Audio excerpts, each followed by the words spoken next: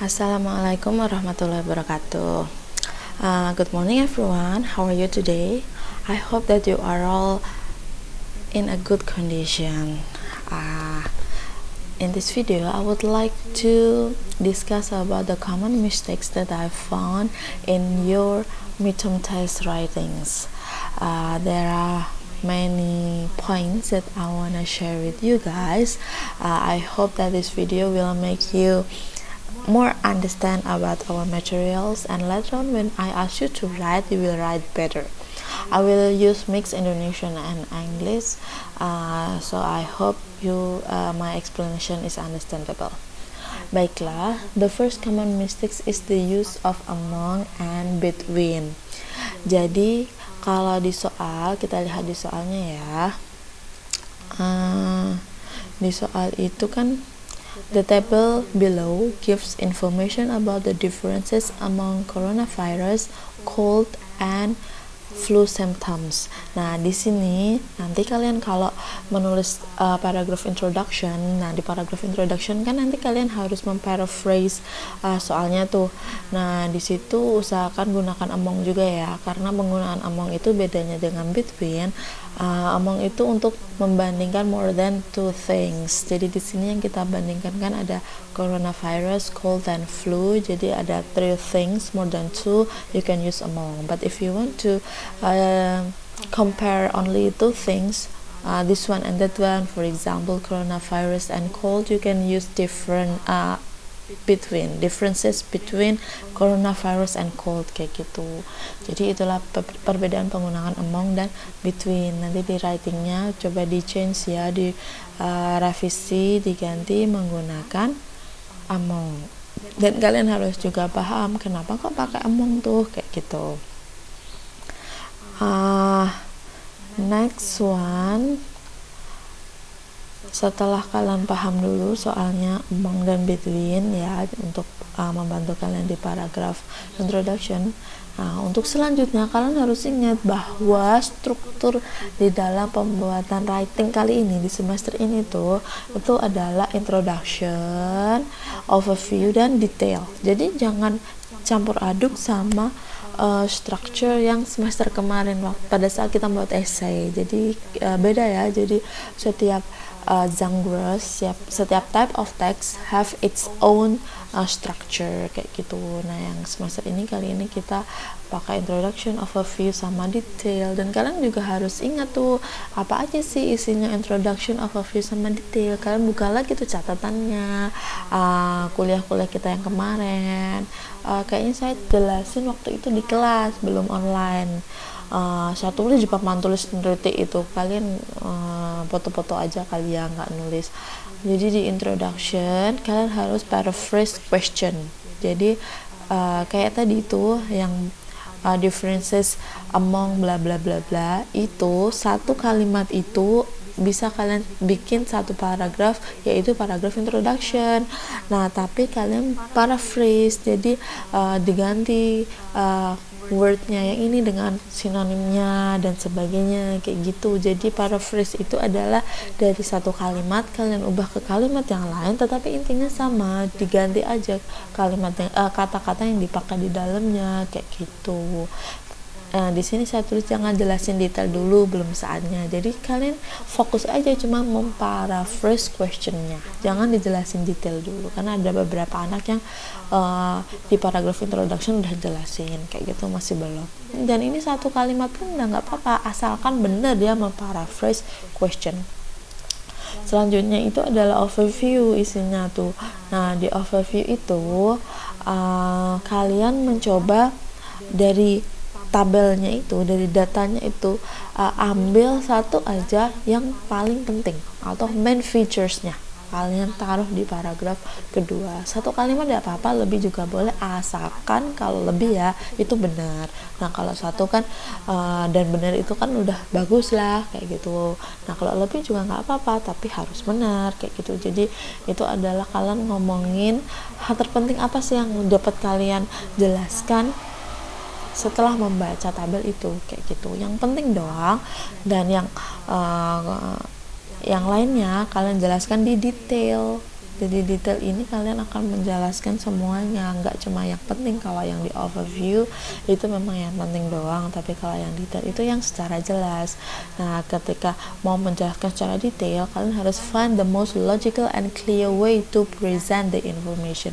Kalian tentukan kalian mau menjelaskan berdasarkan apa, kayak gitu. Harus logis dan harus clear.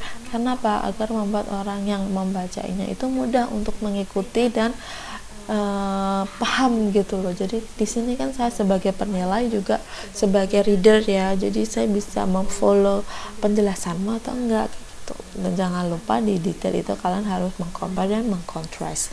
Jadi ini adalah structure yang harus kalian ikuti ketika mengerjakan deskripsi data dalam bentuk tabel yang kita pelajari di semester ini. Oke. Nanti akan saya tunjukkan anak-anak yang sudah benar strukturnya dan yang masih belum tepat kayaknya karena kecampur sama esai semester kemarin. Nah, di poin ketiga ini saya lewatin.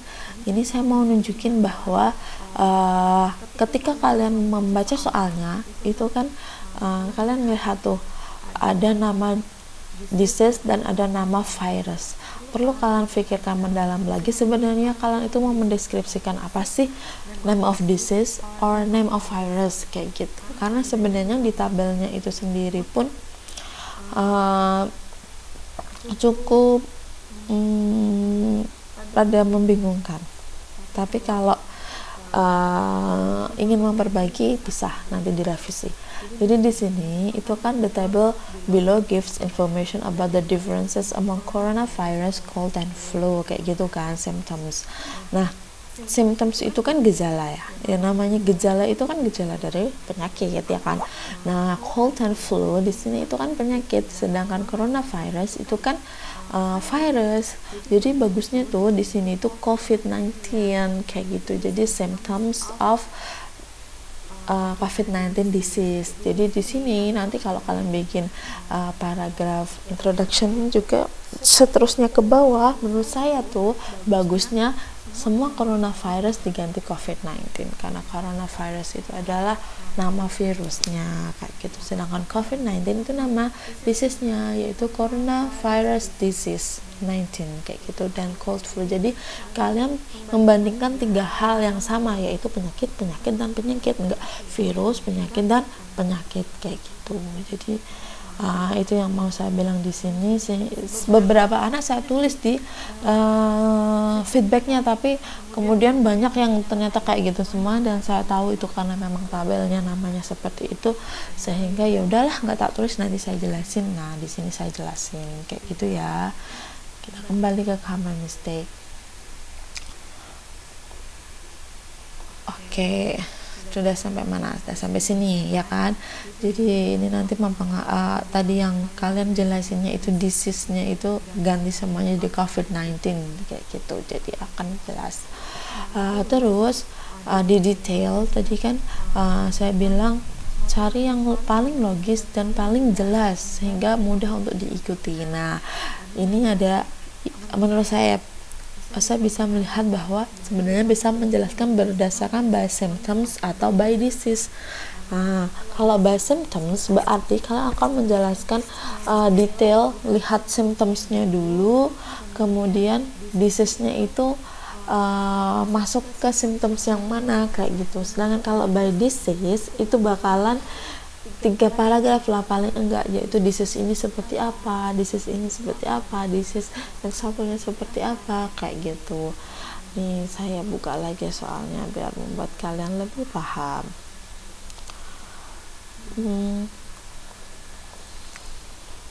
Jadi di detail itu kan kita kan mencoba menjelaskan secara detail ya. Kalau tadi kan di introduction berarti kalimat ini di paraphrase.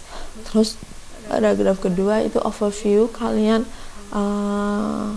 cari aja menurut kalian yang paling penting apa. Kalau menurut saya adalah bahwa gejala-gejala di coronavirus sebenarnya juga muncul di gejala penyakit yang lain, yaitu cold dan flu. Tetapi yang tidak muncul di cold dan flu dan itu menjadi ciri khas dari coronavirus ini adalah apa? Sesak nafas, ya kan? Shortness of breath di sini, karena yang lain adalah no. Jadi ini adalah menurut saya salah satu hal yang terpenting. Itu kamu ambil itu di overview udah benar. Jadi itu adalah yang paling penting. Jadi selain itu biasanya juga panas tinggi. Nah ini tapi kan kalau flu juga panas juga ya. Tapi katanya kalau COVID-19 itu panas tinggi banget kayak gitu. Dan ada sesak nafasnya yang kayak gitu, itu masukkan di overview. Jadi hal yang terpenting apa sih yang membedain COVID-19 cold dan flu? Nah kalau yang cold dan flu itu enggak sesak nafas, COVID-19 itu sesak nafas dan demamnya itu tinggi banget kayak gitu. Nah itu yang di overview. Nah sekarang yang di detail itu kalian bisa, kalau menurut saya nih, bisa jelasin by symptoms atau by disease. Jadi kalau by symptoms maka kalian akan jelasin yang fever. Kalau COVID-19 itu common, kalau cold itu rare, kalau flu itu common, kalau cough itu gimana. Nah berarti satu persatu tuh kalian jelasin, terserah mau kalian bagi menjadi berapa paragraf. Kalau by disease maka paling nggak kan ada 3 paragraf tuh. Kalau COVID-19 itu apa saja symptomsnya, nanti terus paragraf selanjutnya cold apa saja symptomsnya, flu apa saja symptomsnya, kayak gitu-gitu. Jadi bagusnya sih menurut saya by symptoms. Jadi mana sih yang fever, apakah semuanya atau enggak, kayak gitu-gitu. Tapi ini susunannya terserah kalian mau seperti apa, mau dibagi menjadi beberapa paragraf juga terserah kalian. Dan saya melihat banyak dari kalian seperti itu, jadi menjelaskannya adalah by symptoms, karena sebenarnya tabel ini disusun untuk memudahkan kita untuk memahami gejala dari penyakit itu gitu kan, baik itu COVID-19, cold dan flu. Jadi yang dibandingin adalah symptomsnya kayak gitu. Nah saya juga menemukan anak yang dia itu terlalu fokus ke common, rare, mild, terus nanti no, rare kayak gitu. That is not wrong, tetapi di sini kita tidak sedang membaca statistik ya. Kita sedang belajar seperti apa sih gejala dari COVID-19, cold dan flu itu. Jadi kalimatnya itu lebih ke membuat orang itu paham atau informatif, dibandingkan dengan hanya secara statistik membaca sometimes, cold, common, rare dan no itu. Jadi kerasa banget bagi pembaca kalau itu terlalu kaku dan sebagainya, daripada informatif yang membuat orang yang membaca itu paham kayak gitu ya. Itu nih saya tulis nih. Jadi ada yang by the brains yang saya bilang not suggested itu, kalau saya membagi menjadi common, no, rare dan sebagainya. Jadi dia membaginya, menjelaskannya nggak by symptoms atau by disease, tetapi by range. Yang common itu apa, yang rare itu apa, kayak gitu. Menurut saya itu kurang informatif. Jadi tujuan penyajian datanya itu malah nggak dapat kayak gitu. Terus common mistake yang lain adalah please do not add information. Jadi jangan ditambah-tambah ya informasinya selain yang ada di dalam data itu atau di tabel itu, karena untuk teks ini tidak untuk cuap-cuap, nambah-nambahi ini dan itu, apalagi kopas sana sini. Tulis aja yang ada di situ. Lagian cuma 150 words itu nggak banyak kok. Kalian nulis yang kalian lihat itu udah cukup kayak gitu. Dan kebanyakan dari kalian nulis lebih, apalagi yang ada cuap-cuapnya itu bisa 300 words lebih. Nah terus ini adalah issues found. Jadi saya nemu kayak banyak kalimat yang enggak gramatikal biasa ya, sudah saya tulis catatannya. Terus banyak repetition, jadi dalam satu kalimat terlalu banyak but-nya, terlalu banyak that-nya, and-nya kayak gitu. Terus transition signalsnya tuh yang banyak yang not appropriate, kayak in addition, nonetheless dan sebagainya, itu kalian kadang makanya masih belum tepat. Kalau mau membahas ini nggak sebentar bahas itu gitu kan. Dan kemarin saya nulis di WhatsApp grup, kalian pengen bahas apa, nggak ada yang ngisi. Jadi mungkin kalau saya punya waktu nih, mungkin saya bikin kayak gini lagi, kayak video kayak gini jelasin sesuatu, transition signal satu persatu. Barangkali saya punya waktu boleh kayak gitu, nanti saya jelaskan biar kalian paham, karena itu butuh waktu tersendiri. Misalkan in addition, ya udah kita bahas in addition secara mendetail kayak gitu biar kalian paham ketika makai bener, nonetheless kapan makainya dan sebagainya kayak gitu. Karena saya temui masih banyak yang salah dan masih salah-salah terus kayak gitu kan. Kalau kalian kepo ya kalian harusnya bisa punya inisiatif, misalkan buka Google tuh, kalian ketik nonetheless makainya gimana, kalian pahami gitu. Jadi itu adalah individual learning ya, kalau kalian belajar sendiri kayak gimana. Terus juga ada inappropriate words, jadi ada kata-kata yang sebenarnya nggak cocok, kayak tadi juga yang among sama between gitu ya. Terus ada juga based on sama according to. Kalau yang berdasarkan orang itu pakainya according to. Kayak lembaga juga itu kan WHO ya, according to. Kalau based on itu berdasarkan misalkan tabel, data kayak gitu, pakainya based on. Occur sama happen, nah kayak gini nih. Kalian bisa browsing. Jadi kalau happen itu kan terjadi ya, kalau occur itu muncul. Jadi ini tuh occur itu adalah sesuatu itu kemunculannya itu kapan. Nah kalau yang ini tuh kejadiannya itu kapan kayak gitu. Jadi bisa dirasain juga dalam bahasa Indonesia itu seperti apa. Jadi kalau virus kayak gitu, penyakit itu kan lebih ke occur ya daripada happen. Jadi munculnya itu kapan daripada terjadinya itu kapan. Karena kalau terjadi itu kan kayak insidental kayak gitu, eventnya itu terjadi kapan kayak gitu, bukan muncul kayak gitu. Nanti kalian juga bisa browsing tuh di Google, ketik differences between occur and happen kayak gitu. Jadi sebenarnya if you have any questions before asking any person, try to ask to Mbah Google. Write your questions to Google and then try to understand by yourself before asking anybody. Itu akan sangat membantu sekali biar kalian memorable. Kalau bingung terus nyari sendiri itu kan bakalan memorable. Terus kata hubung yang nggak boleh di awal kalimat. Nah dulu kan saya bilang ya, and nggak boleh di awal kalimat, but nggak boleh di awal kalimat kayak gitu. Terus avoid using we. Jadi di sini jangan pakai we ya. Di sini nggak lagi cerita pendek kayak gitu. Jadi usahakan jadi orang ketiga aja. Maksudnya menjelaskan yang kayak kalian itu kalau mau ngasih subjek itu mending dipasifkan aja.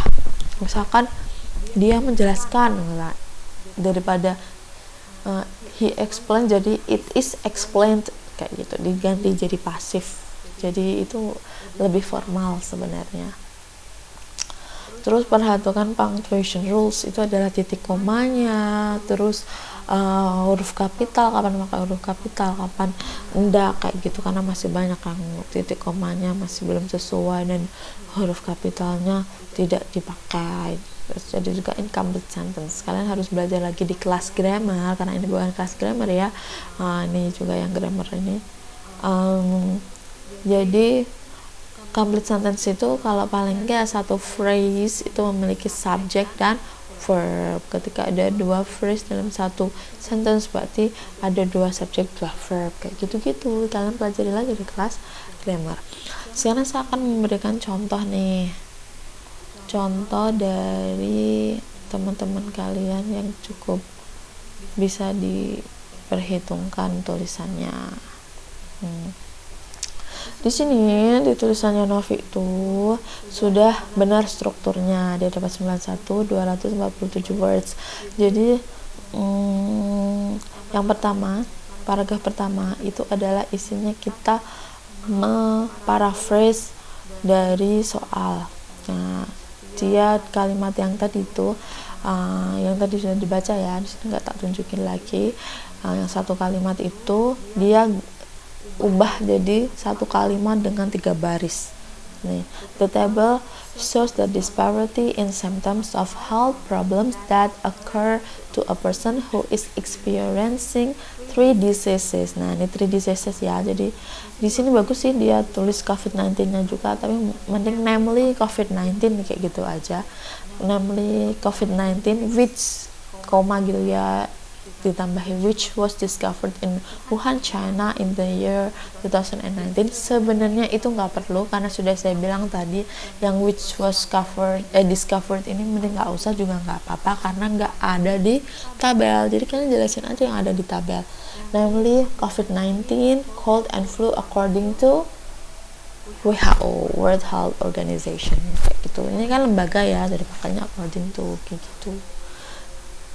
Ini adalah paraphrase dari soal yang tadi saya baca berkali-kali yang omong-omong tadi itu loh. Nah, itu dia jadiin kayak gini. Jadi kalimatnya akan berubah tapi intinya sama kayak gitu.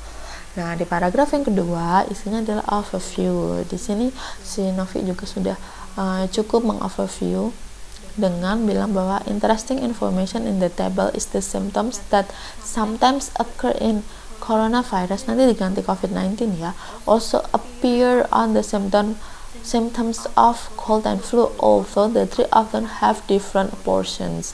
The similarity of symptoms result in frequent misperception in indicating the three types of disease.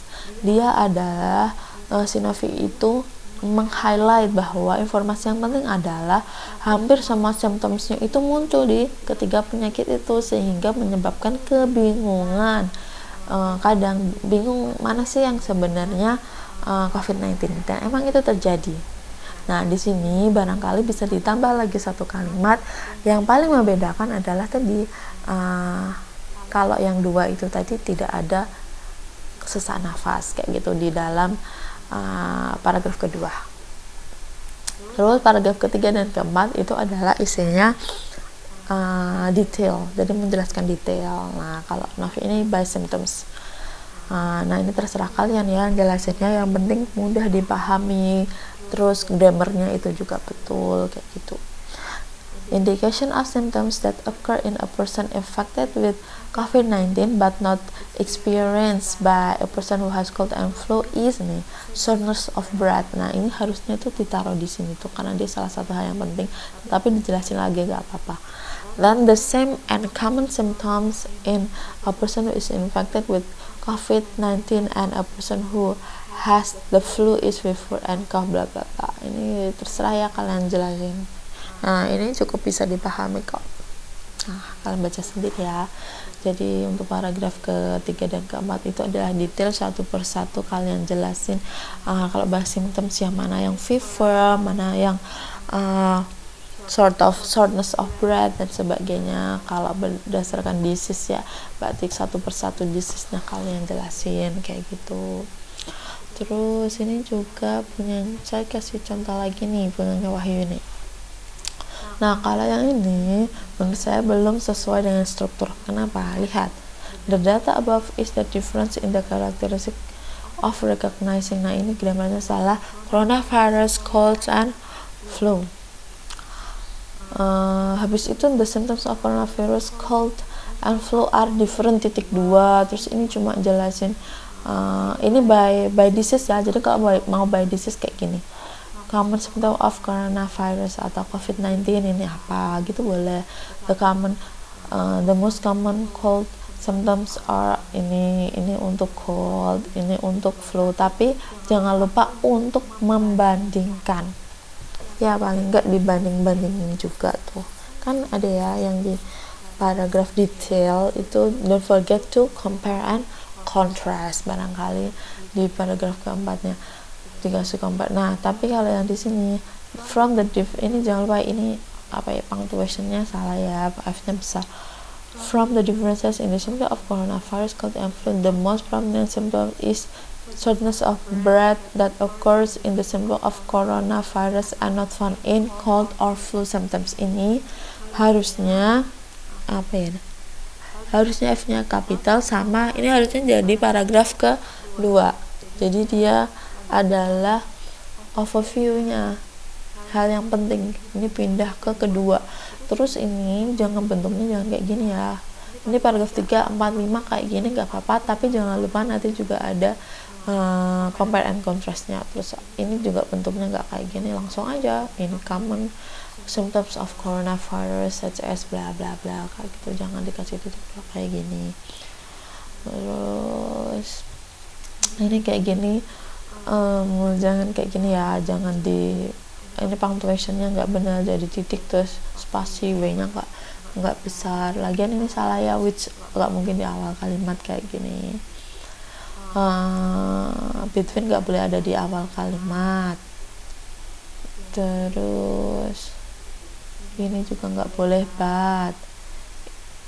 Ini kalimat diulang-ulang, hindari pakai we tadi. We can see that, kadang itu diganti it can be seen that kayak gitu, pakai it aja 2 kali. Jangan sedikit-sedikit but, itu perulangan tadi. Ini nggak boleh di awal kalimat because kayak gitu. Jadi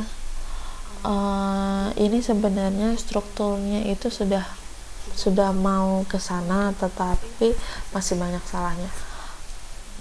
Misal ini kalimatnya kurang teliti, jadi ini nggak usah dijelasin dulu ya, titik sampai ini aja.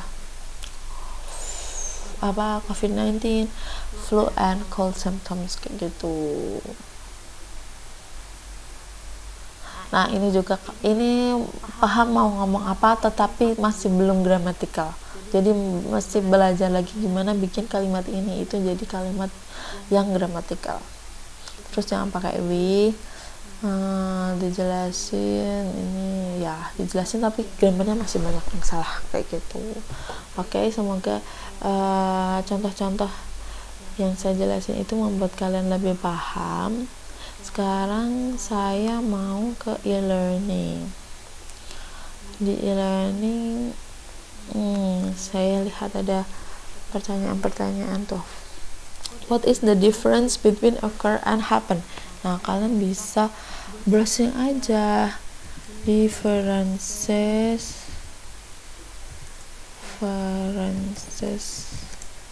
between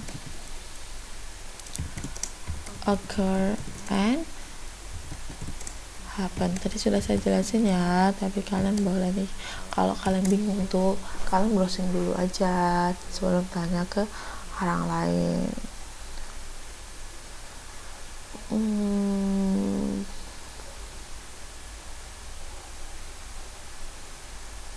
Kayak gini. Kadang dari satu sumber juga masih belum membuat kalian paham, cari sumber yang lain. From time to time I have an error in computing. What is better? The error happened again, occurred again. Ini bukan penjelasan ya. Nah, kalian cari yang lain. Kalau menurut saya sih tadi happen itu kejadian, occur itu sesuatu yang muncul kayak gitu. Jadi mana yang terfeelingkan itu happen dan occur kayak gitu.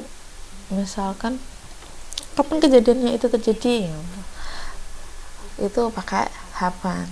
Tapi kalau kapan sih epidemi itu muncul kayak gitu kan pasti pakainya occur kayak gitu. Nah, ini it happened yesterday, ini kejadian. What is happening? Ada apa ini kayak gitu. The earthquake occurred in the morning. The chain reaction occurs during the. Nah, mungkin kalau occurs itu lebih ke sesuatu yang apa ya? Come into being as an event or a process. Jadi kayak incidental, tiba-tiba terjadi kayak gitu ketika sesuatu itu tengah dalam proses. Jadi di suatu pagi tiba-tiba muncul earthquake, tiba-tiba muncul chain reaction kayak gitu, tiba-tiba ada eclipse kayak gitu.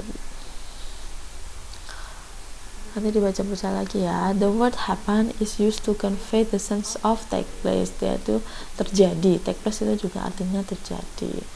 The word occur is used in the sense of coming into being as an event or an process. Jadi sesuatu yang terjadi di saat berlangsungnya suatu proses atau event, kayak gitu. It is interesting to note that the verb occur is often allowed by the preposition at and in. Sedangkan kalau happen in and also.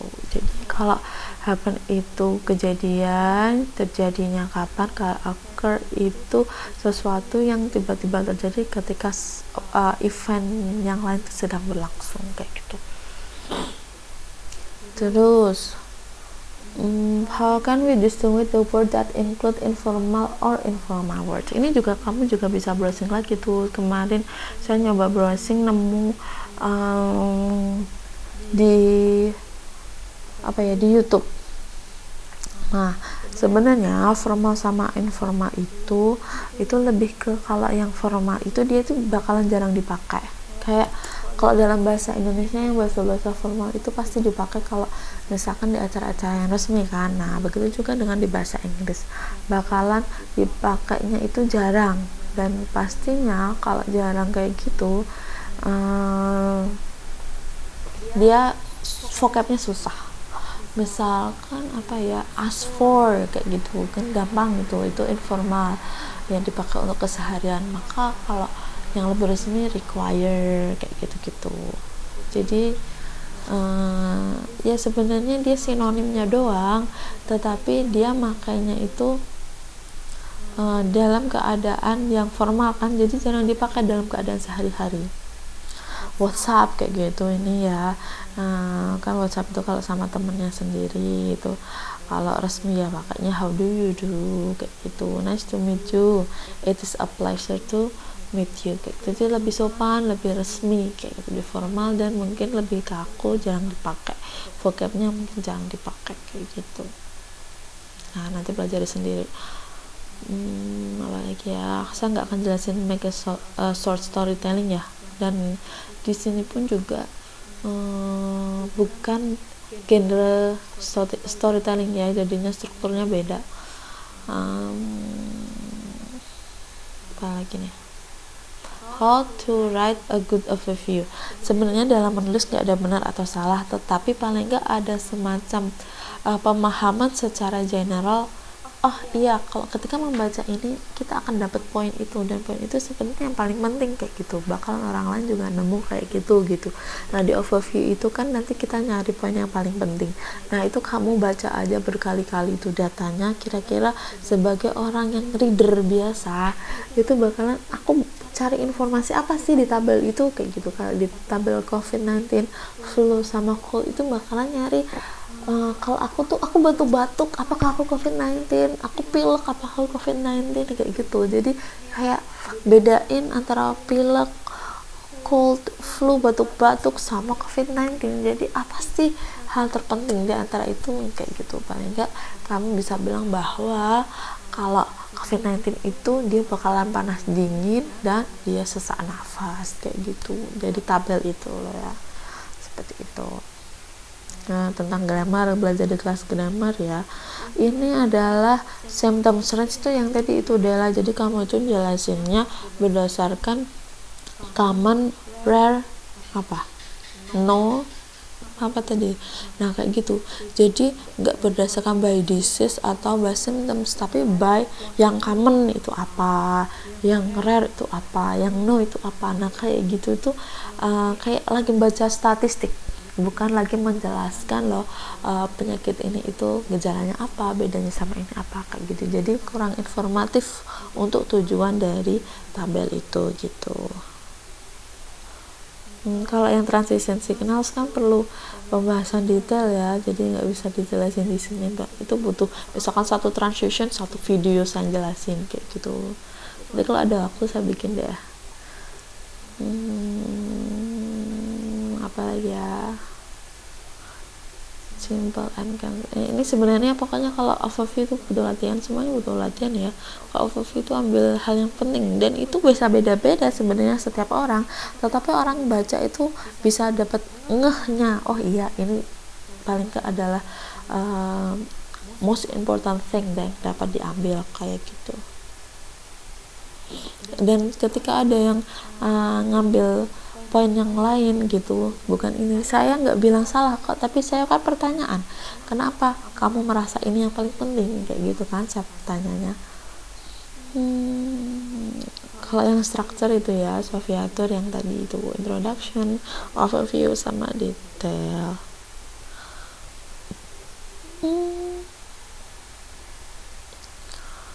Terus apa feedback saya nggak ada Mi, di sana cuma ada nilai dan koreksi. Ya itu ya termasuk feedback, ada koreksi-koreksi itu adalah feedback.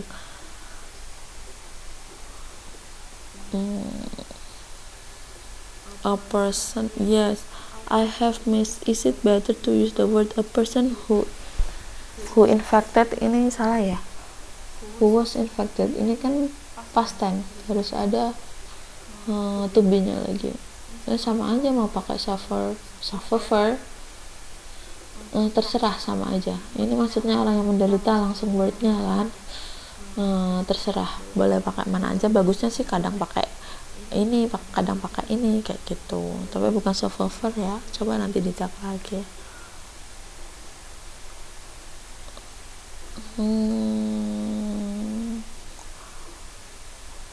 Iya, saya mengerti, cuma mau menambah kalau saya tidak kopas dari Google atau yang lain itu dari kata-kata saya. Iya, saya tulisnya itu kopas dari Google Translate. Jadi kamu nulis tuh, kamu taruh di Google Translate, dari Google Translate kamu copy ke Word. Nah itu kalau ngopinya nggak benar itu kelihatan kopian.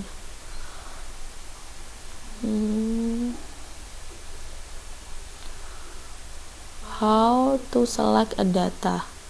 Really important ya, tadi ya jawabannya ya, memang butuh latihan, tapi memang setiap orang bisa beda-beda, cuma harus bisa dipertanggungjawabkan gitu, kenapa kok kamu merasa ini yang paling penting, karena pada dasarnya ketika kita memposisikan diri sebagai reader, maka bisa kelihatan sebenarnya apa sih yang saya cari, kayak gitu.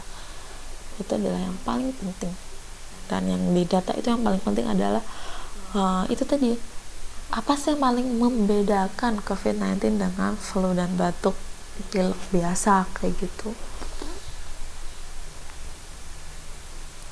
Kalau saya baca di artikel-artikel sih ciri utamanya demamnya itu tinggi banget, dan kalau nggak punya riwayat bawaan tuh nggak sesak nafas banget biasa, nanti sembuh sendiri itu katanya. Tapi kan itu kata artikel ya, kalian harus menulis berdasarkan data. It's just confused with how to make good text with lots of contents in a table. Nah ya kayak gitulah, namanya juga sekolah, nanti lama-lama biasa. Nah udah ya, ini aja.